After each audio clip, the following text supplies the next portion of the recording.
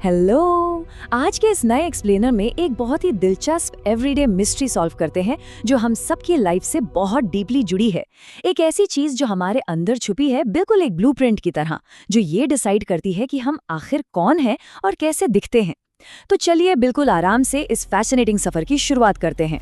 कभी न कभी हम सबके दिमाग में ये सवाल जरूर आता है कि आखिर हमारी आंखें हमारे फादर जैसी क्यों हैं, या हमारी स्माइल हमारी मदर से क्यों मिलती है, हम अपने पेरेंट्स जैसे क्यों दिखते हैं। ये सवाल जितना आम लगता है, इसका जवाब उतना ही प्रोफाउंड है। ये सिर्फ कोई कोइंसिडेंस नहीं है, इसके पीछे एक बहुत बड़ा साइंटिफिक राज छुपा है, और उस राज का नाम है DNA. Okay, let's dive into this. DNA आखिर होता क्या है? बेसिकली इसे हमारी बॉडी का एक नक्शा या एक इंस्ट्रक्शन बुक समझ लीजिए।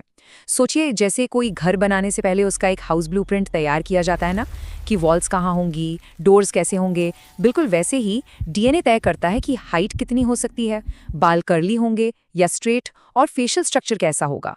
ये बुक लिटरली डिसाइड करती है कि एक इंसान फिजिकली कैसा बनेगा। Section 1, Zooming into the cells. Where is this blueprint hidden? इस ब्लूप्रिंट को ढूंढने के लिए थोड़ा माइक्रोस्कोपिक वर्ल्ड में चलते हैं। स्टेप 1, हमारी बॉडी। हमारा शरीर बिलियंस ऑफ सेल्स से मिलकर बना है। ये हुआ स्टेप 2। अब स्टेप 3 देखिए। हर एक सेल के बिल्कुल सेंटर में एक छोटा सा हिस्सा होता है जिसे हम न्यूक्लियस कहते हैं। और फाइनल स्टेप यानी स्टेप 4, इसी न्यूक्लियस के अंदर बहुत ही सेफली स्टोर्ड होता है हमारा डीएनए। और यहाँ एक ऐसी बात है जो सच में माइंड ब्लोइंग है। अगर एक सिंगल सेल के डीएनए को बाहर निकालकर उसको अनकॉइल करके स्ट्रेच किया जाए तो वो ऑलमोस्ट 2 मीटर लंबा होगा। जस्ट इमेजिन, 2 मीटर लंबा धागा एक बेहद छोटे से माइक्रोस्कोपिक सेल के अंदर पैक किया गया है। नेचर का ये डिजाइन लिटरली कमाल का है। Section 2, the mix and match, how we inherit our blueprint. So the crucial point is कि ये ब्लूप्रिंट आखिर इनहेरिट कैसे होता है।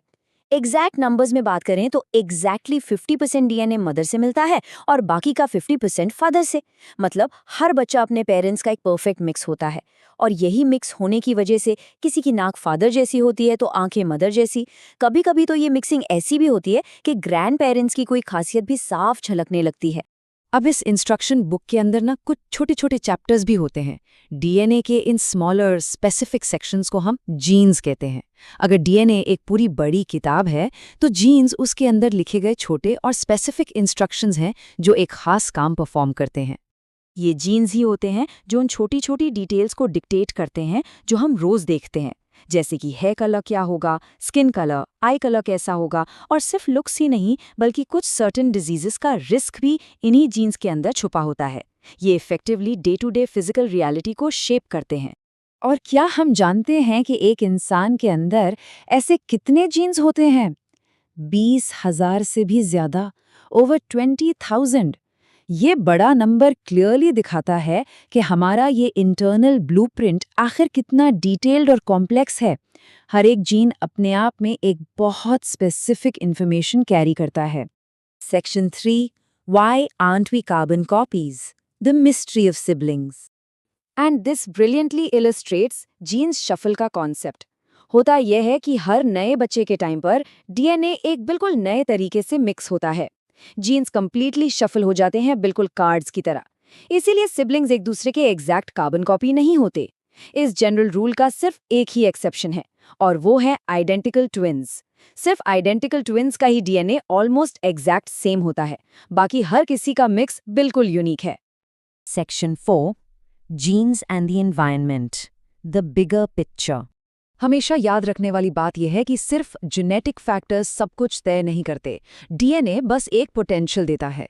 एग्जाम्पल के लिए डीएनए तय करता है कि हाइट कितनी होने का पोटेंशियल है, पर वहां तक पहुंचने के लिए प्रॉपर फूड, एक्सरसाइज, सनलाइट और एक हेल्दी लाइफस्टाइल की जरूरत होती है।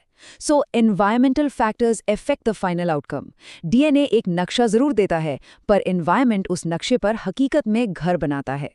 Section 5, Our universal genetic connection, looking beyond our families. Let's move to something even more fascinating, और देखते हैं कि ये कॉन्सेप्ट यूनिवर्सल लेवल पर कैसे बिल्ड होता है। दुनिया के सारे इंसानों का डीएनए बिल्कुल 99.9% आइडेंटिकल होता है। जी हाँ, चाहे दुनिया के किसी भी हिस्से की बात हो, हम सबका जेनेटिक कोड लगभग एग्जैक्ट सेम है। सिर्फ वो बचा हुआ 0.1% का डिफरेंस है जो एक इंसान को दूसरे से थोड़ा अलग बनाता है। फंडामेंटली हम सब बिल्कुल एक ही हैं। और अब एक रियली सरप्राइजिंग फैक्ट, हम अपना कुछ डीएनए बनानास यानी केले और बाकी दूसरे लिविंग ऑर्गेनिजम्स के साथ भी शेयर करते हैं। सुनने में थोड़ा अजीब लगता है ना, लेकिन सच यही है कि इस धरती पर मौजूद सारे लिविंग क्रीचर्स की बायोलॉजिकल रूट्स आपस में डीपली कनेक्टेड हैं। तो क्या ये सच में हैरान कर देने वाली बात नहीं है कि हमारी और हमारे पेरेंट्स की पूरी कहानी एक इतने टाइनी माइक्रोस्कोपिक मॉलिक्यूल के अंदर कैद है? एक ऐसी इंस्ट्रक्शन बुक जिसे इन आंखों से देखा भी नहीं जा सकता, उसमें हमारे वजूद का सबसे बड़ा राज छुपा है। एक ऐसी चीज जो ये बताती है कि हम कहाँ से आए हैं और इस अजीम नेचर से कितने एक्सटेंसिवली जुड़े हैं। आगे से जब भी आईने में खुद को देखें तो उस रिफ्लेक्शन के पीछे छुपी इस खूबसूरत माइक्रोस्कोपिक पजल के इमेंस पावर के बारे में जरूर सोचिएगा।